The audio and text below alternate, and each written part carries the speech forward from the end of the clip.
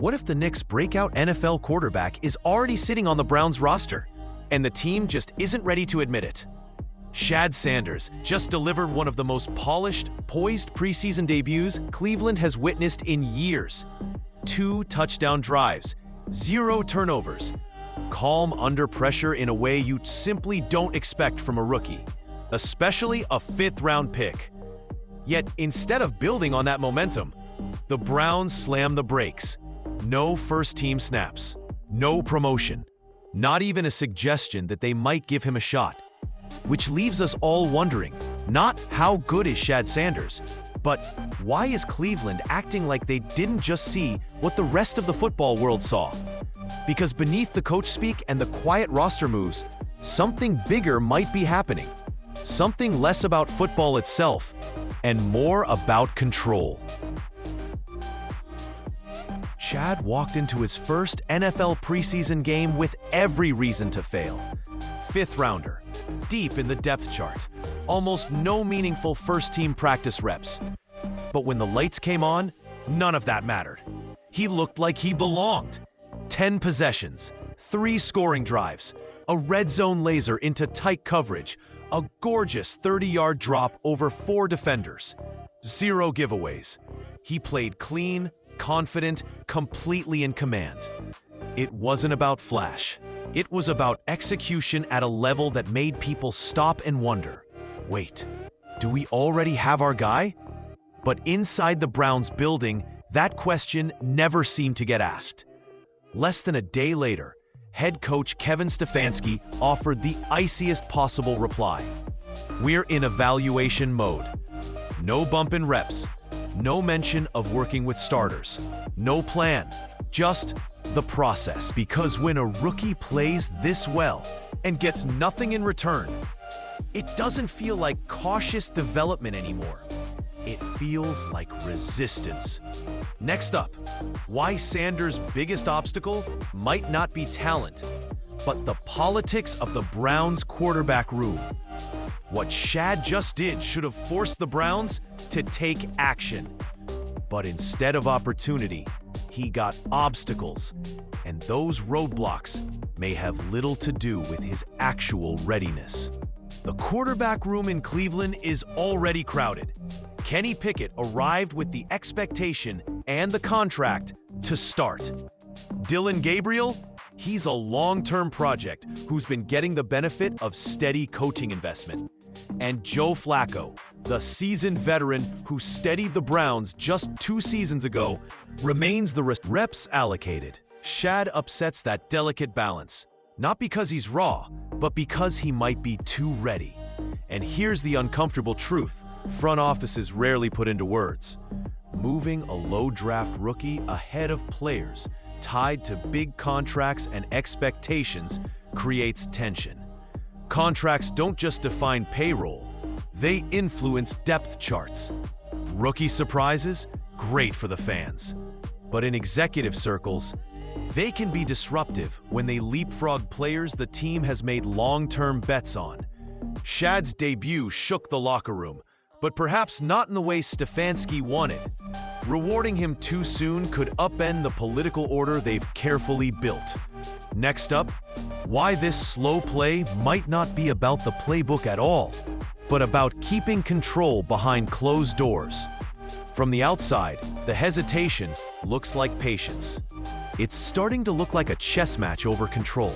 Kevin Stefanski isn't only coaching, he's managing egos, contracts, and the intricate pecking order of his roster. In the NFL, quarterback isn't just a position, it's political power. Who starts, who gets reps, who climbs the ladder, it all sends a message. And right now, Stefanski's message is clear. Stay the course.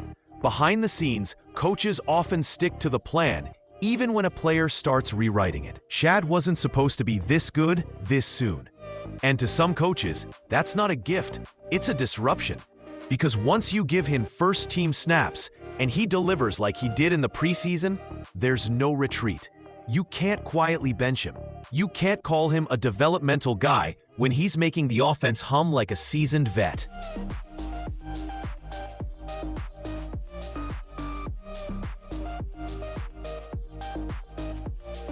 Elevating him triggers a full-blown quarterback controversy, the kind that can dominate a season if the team isn't ready. So maybe the delay isn't about readiness. Maybe it's about controlling the locker room narrative and containing the storm if Shad keeps proving the staff wrong. Next up, how one famous last name could make this situation even harder for the Browns to manage. It's not just that Shad Sanders is playing well, it's who he is. And that changes the entire picture.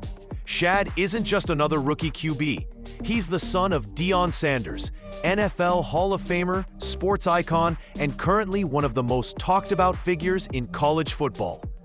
That last name brings something no other Browns quarterback has: instant national attention.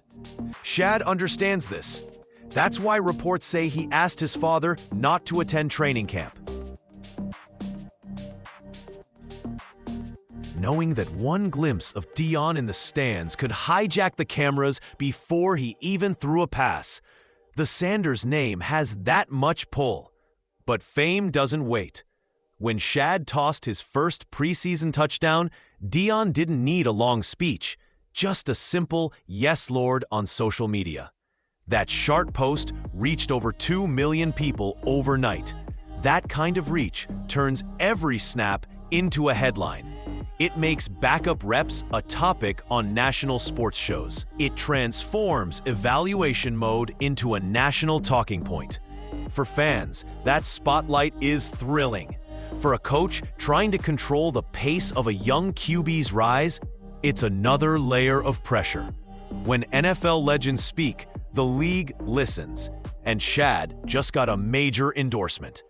You don't have to buy into the hype, but when Hall of Famers weigh in, you pay attention. After Shad's preseason debut, one of the first voices to comment wasn't a fan, reporter, or even Deion. It was Michael Irvin, Cowboys legend and three-time Super Bowl champ, a man who knows what greatness under pressure looks like. Irvin didn't just hit retweet. He broke down film from one of the game's toughest spots. 3rd and 8, pinned at his own 8-yard line. Most rookies either panic or take the safe check down. Some can't even handle the snap cleanly in that moment. Shad? He read the defense, shifted protections, and delivered a perfectly timed strike to move the chains.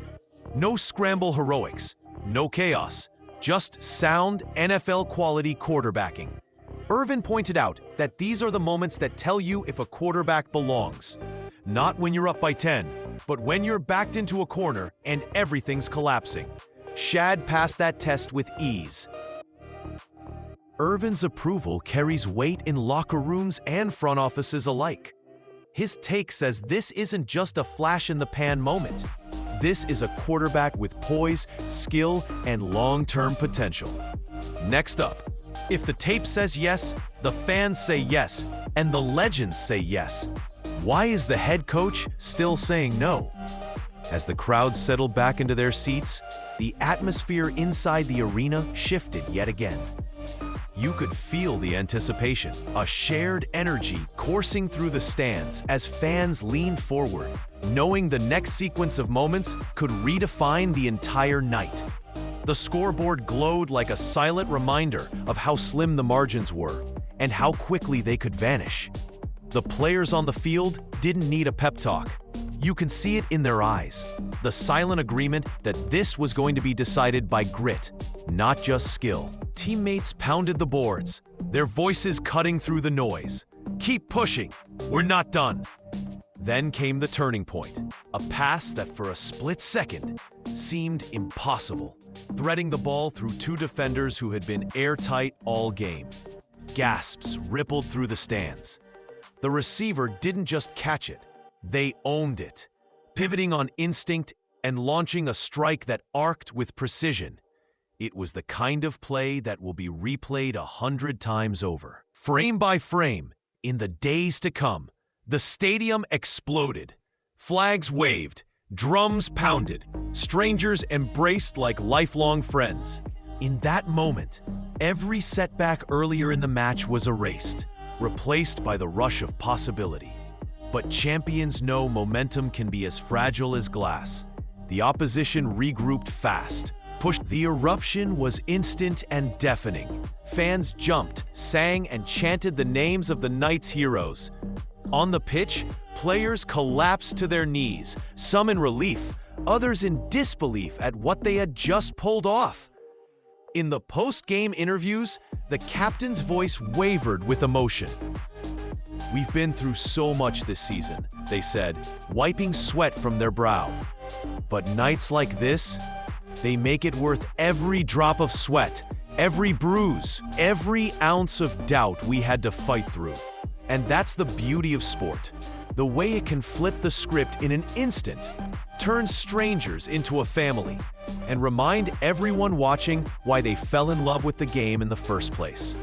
Next up, we'll break down exactly how this win reshapes the standings, the hidden tactical tweaks that turn the tide, and what's at stake as the teammates pounded the boards, their voices cutting through the noise. "Keep pushing, we're not done."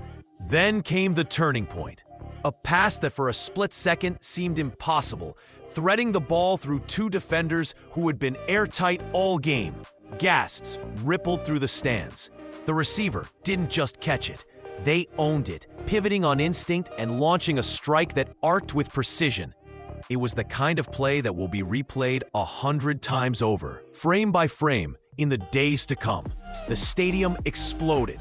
Flags waved, drums pounded, strangers embraced like lifelong friends. In that moment, every setback earlier in the match was erased, replaced by the rush of possibility. But champions know momentum can be as fragile as glass. The opposition regrouped fast, pushing back with their own bursts of speed and aggressive positioning.